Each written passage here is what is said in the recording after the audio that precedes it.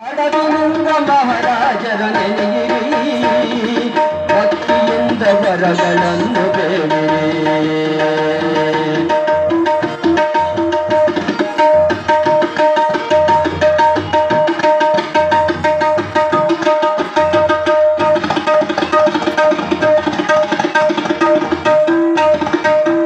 ಶಿರಕನಳ್ಳಿಪುರದಲ್ಲಿ ಜನಿಸಿ ಬಂದಾರ, ಶಿರಕನಳ್ಳಿಪುರದಲ್ಲಿ ಜನಿಸಿ ಬಂದಾರ, ಭಕ್ತರಿಗೆ ಎಲ್ಲರಿಗೆ ಉದ್ಧಾರ ಮಾಡುವರ.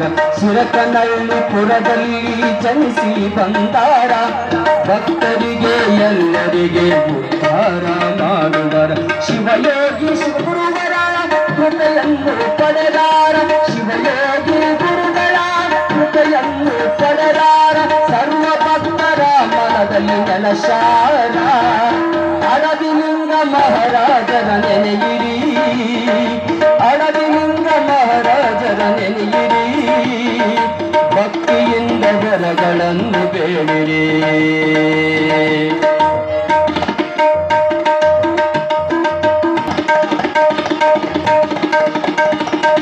ಎಂದು ಬಂದವರಿಗೆ ಅಪ್ಪಿಕೊಂಡಾರ, ಅಪ್ಪ ಎಂದು ಬಂದರೆ ಅಪ್ಪಿಕೊಂಡಾರ, ಭಕ್ತರಿಗೆ ಅನ್ನ ಜ್ಞಾನ ದಾಸೋಹ ನೀಡುವರ. ಅಪ್ಪ ಎಂದು ಬಂದವರಿಗೆ ಅಪ್ಪಿಕೊಂಡಾರ, ಭಕ್ತರಿಗೆ ಅನ್ನ ಜ್ಞಾನ ದಾಸೋಹ ನೀಡುವರ. ವೀರಕೋಟೆಯಲ್ಲಿ ಲಿಂಗಗಳು ಸ್ಥಾಪಿಸಾರ, ವೀರಗೋಟಪುರದಲ್ಲಿ ಲಿಂಗಗಳ ಸ್ಥಾಪಿಸುವರ. ವೀರಗೋಟಪುರದಲ್ಲಿ ಲಿಂಗ ಸ್ಥಾಪಿಸಾರ, ಸರ್ವ ಭಕ್ತರ ಮನದಲ್ಲಿ ನೆಲಸಾರ. ಅಡವಿಲಿಂಗ ಅಡವಿಲಿಂಗ ಮಹಾರಾಜರ ನೆನೆಯಿರಿ, ಅಡವಿಲಿಂಗ ಮಹಾರಾಜರ ನೆನೆಯಿರಿ, ಭಕ್ತಿಯಿಂದ ವರಗಳನ್ನು ಬೇಡಿರಿ. ಭಕ್ತಿಯಿಂದ ವರಗುರಕ್ಕೆ ಬಂದಾರ, ಜನಕನಳ್ಳಿಪುರಕ್ಕೆ ಬಂದಾರ, ಪುರಾಣ ಪ್ರವಚನವ ಕೇಳುವರ, ಪುರಾಣ ಪ್ರವಚನವ ಕೇಳುವರ. ಭಕ್ತರಿಗೆ ಆಶೀರ್ವಚನ ಮಾಡುವಂತ ಪೂಜ್ಯರು, ಭಕ್ತರಿಗೆ ಆಶೀರ್ವಚನ ಮಾಡುವಂತ ಪೂಜ್ಯರು, ಸಾವಳಗಿಯ ಕಂದನಿಗೆ ವರವಾದವರು, ಸಾವಳಗಿಯ ಕಂದನಿಗೆ ವರವಾದವರು.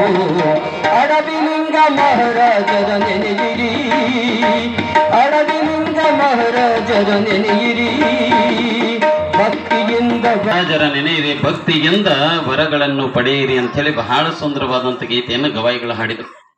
ಇವತ್ತು ನಿಜವಾಗಲೂ ಸರಳ ಸಜ್ಜನಿಕೆಯ ಜೀವನವನ್ನ ನಡೆಸ್ತ ಇವತ್ತು ನೀವು ಬಹುತೇಕ ವೀರಗೋಟ ಪುಣ್ಯಕ್ಷೇತ್ರವನ್ನ ನೋಡಿರಬಹುದು.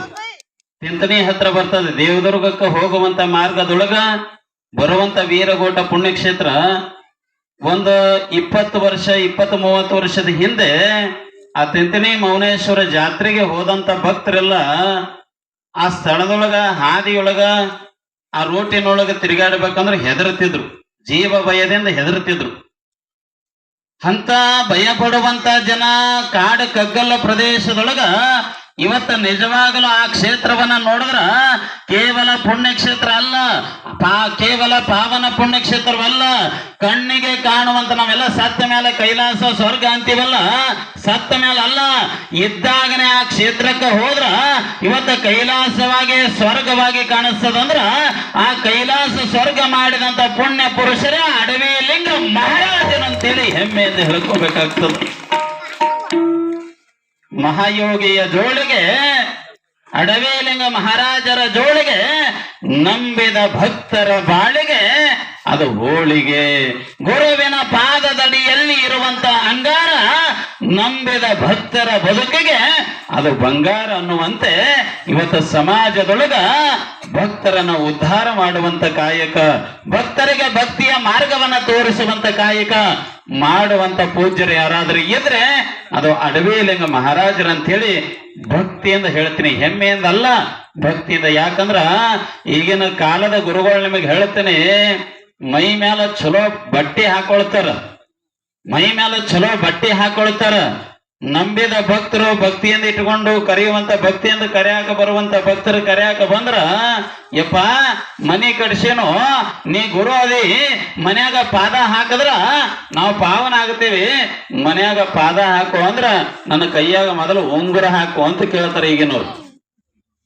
ಹ್ಞೂ ರೀ ಬಾಳ ಕಡೆ ನೋಡು, ನನ್ನ ಕೈಯಾಗ ಒಂದ್ ತೊಲಿ ಉಂಗುರ ಹಾಕು, ನಿನ್ನ ಮನ್ಯಾಗ ನಾ ಪಾದ ಹಾಕ್ತೀನಿ ಅಂತಾರ. ಇವ್ರು ಕಣ್ಣೀರು ವರ್ಷ ಗುರುಗಳು ಅಂತಾರೆ ಏನ್ರಿ ಇವ್ರಿಗೆ. ಗುರು ಅಂದ್ರೆ ಕಣ್ಣೀರು ವರ್ಷವ ಗುರು ಆಗತ್ತನ, ಕಣ್ಣೀರು ತರ್ಸವಲ್ಲ. ಇವತ್ತು ಅಡವೇಲಿಂಗ ಮಹಾರಾಜರ ಹಳ್ಳಿಗೆ ಏಕರಾತ್ರಿ ಪಟ್ಟಣಕ ಪಂಚರಾತ್ರಿ ಎಂಬಂತೆ ಎಲ್ಲಿ ಭಕ್ತರ ಕರೀತಾರ, ಎಲ್ಲಿ ಭಕ್ತರವರು ಸ್ಮರಣೆ ಮಾಡ್ತಾರ, ಅಲ್ಲಿ ಬರ್ತಾರ, ಅವರಿಗೆ ದರ್ಶನ ಕೊಡ್ತಾರ. ಅಂತ ಪೂಜ್ಯರು ಇವತ್ತಿನ ದಿವಸ ಈ ಬೆನಕನಹಳ್ಳಿ ಗ್ರಾಮದೊಳಗ ನಮ್ಮ ಹಿರೇಮಠದೊಳಗೆ ವೇದಮೂರ್ತಿ ಸಿದ್ದಯ್ಯ ಸ್ವಾಮಿಗಳು ಬಹಳಷ್ಟು ಭಕ್ತಿಯಿಂದ ಪ್ರತಿ ವರ್ಷವೂ ಕೂಡ ಪೂಜ್ಯರಿಗೆ ಕರೆಸಿಕೊಳ್ತಾರ. ನೀವ್ ಎಂತ ಪುಣ್ಯವಂತರು ನೋಡ್ರಿ, ಇಲ್ಲೇ ಪಕ್ಕದೂರೇ ಸಿರಕನಹಳ್ಳಿ, ಹಂಗ ಹಿಂಗ ಹೋದ್ರು ಕೂಡ 1 ಕಿಲೋಮೀಟರ್ 2 ಕಿಲೋಮೀಟರ್. ಇಂಥ ಪೂಜ್ಯರ ಜನ್ಮಸ್ಥಳ ಇಲ್ಲೇ ಸಿರಕನಹಳ್ಳಿ ಅಂದ್ರ ನೀವ್ ಯಾವ ಜನ್ಮದಾಗ ಏನು ಪುಣ್ಯ ಮಾಡಿರೋ ಗೊತ್ತಿಲ್ಲ. ಅಂತ ಶಿವಯೋಗಿಗಳು ಜನಿಸಿದ ಪುಣ್ಯ ಗ್ರಾಮ ಪಾವನ. ಅಂತ ಗ್ರಾಮದ ಅಕ್ಕಪಕ್ಕ ಇರುವಂತ ಗ್ರಾಮಗಳೇ ಪುಣ್ಯ ಕ್ಷೇತ್ರಗಳಂತ. ಅಂತ ಪೂಜ್ಯರ ಸಾನ್ನಿಧ್ಯದೊಳಗೆ ವೀರೇಶ್ವರ ಶರಣರ ಪುರಾಣ.